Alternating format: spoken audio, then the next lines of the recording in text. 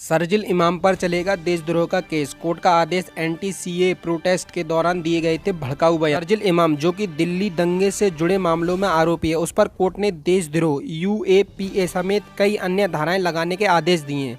ये धाराएं anti CA प्रदर्शन के दौरान दिए गए शरजील इमाम के भाषणों की वजह से लगाई जाएंगी।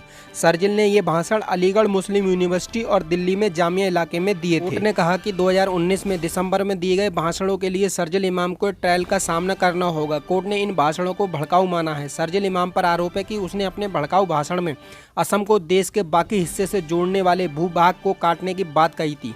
शरजील इमाम असम से देश को अलग करने वाले भाषण के बाद चर्चे में आया था। उसके बाद उसके खिलाफ कई मुकदमे दर्ज हुए थे।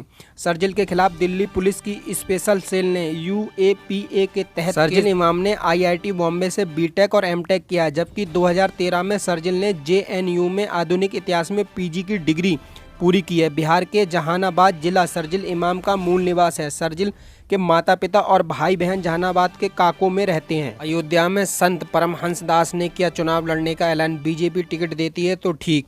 अयोध्या में संत जगत गुरु परमहंस दास ने चुनाव लड़ने का ऐलान किया। उन्होंने कहा कि अगर बीजेपी उन्हें टिकट देती है तो ठीक है, नहीं तो वो निर्दलीय चुनाव लड़ेंगे। मतदाता दिवस के मौके पर हवन पूजन कर मतदान का संकल्प करते हुए संत परमहंस दास ने दावा किया कि बीजेपी को समुचित प्रत्याशी नहीं मिल पा रहा है, ऐसे में वह अयोध्या से चुनाव लड़ेंगे और संत समाज के उत्थान के लिए काम करेंगे। उन्होंने कहा कि अगर योगी आदित्यनाथ यहां से चुनाव लड़ते तो उनका स्वागत था, लेकिन गोरखपुर सदर से उनके चुनाव लड़ने के ऐलान के बाद संत परमहंस दास ने चुनावी ताल ठोककर सियासी सरगर्मी बढ़ा दी है। संत परमहंस दास ने कहा कि भगवान राम की नगरी का प्रतिनिधित्व संत समाज ही करेगा। उसके साथ ही उन्होंने कहा कि अगर मौलवियों को तनख्वाह दी जा सकती है तो वो अयोध्या में संत समाज के लिए 40,000 रुपये तनख्वाह दिलवाएंगे। उसके साथ ही उन्होंने मठ मंदिरों की बिजली पानी भी मुफ्त कराने का वादा किया। उन्होंने कहा कि अगर बीजेपी उन्हें टिकट देती है तो ठीक है, नहीं तो वो निर्दलीय ही चुनाव लड़ेंगे। संत परमहंस दास ने कहा कि अयोध्या में साधु संत भिक्षा मांग करके मठ मंदिर का संचालन कर रहे हैं।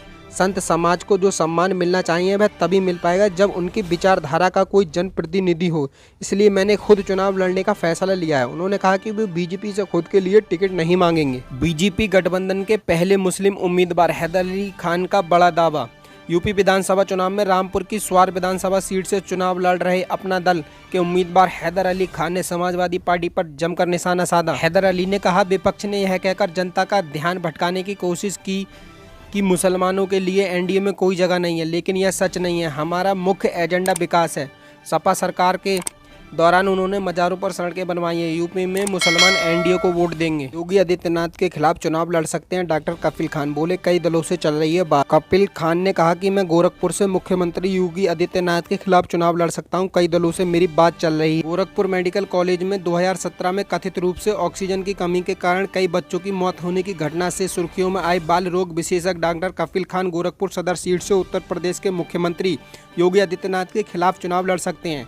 खान ने मंगलवार को बातचीत में कहा कि मैं गोरखपुर से मुख्यमंत्री योगी आदित्यनाथ के खिलाफ चुनाव लड़ सकता हूं, कई दलों से मेरी बात चल रही है। अगर सब कुछ ठीक रहा और कोई पार्टी मुझे टिकट देती है तो मैं तैयार हूं। खान ने कहा कि वह पार्टी का नाम नहीं बताएंगे। गोरखपुर में विधानसभा चुनाव के छठे चरण में आगामी 3 मार्च को मतदान होगा। खान ने आरोप लगाया कि उन्हें अगस्त 2017 में गोरखपुर मेडिकल कॉलेज में कथित रूप से ऑक्सीजन की कमी के कारण हुई 80 बच्चों की मौत के मामले में बलि का बकरा बनाया गया। खान गोरखपुर मेडिकल कॉलेज में हुई उस घटना के वक्त वहां तैनात थे। इस मामले में उन पर लापरवाही का आरोप लगाते हुए उन्हें गिरफ्तार किया गया था। बाद में उन्हें बर्खास्त कर दिया गया था। लखनऊ में महिला ने अखिलेश यादव के काफिले के सामने की आत्महत्या की कोशिश। लखनऊ में उन्नाव की महिला ने अखिलेश यादव के काफिले के सामने आत्महत्या की कोशिश कर हड़कंप मचा दिया। महिला ने पुलिस पर आरोप लगाया है। लखनऊ में उन्नाव की महिला ने अखिलेश यादव के काफिले के सामने आत्महत्या की कोशिश कर हड़कंप मचा दिया। महिला का कहना है कि 8 दिसंबर से उसकी 22 साल की बेटी गायब है।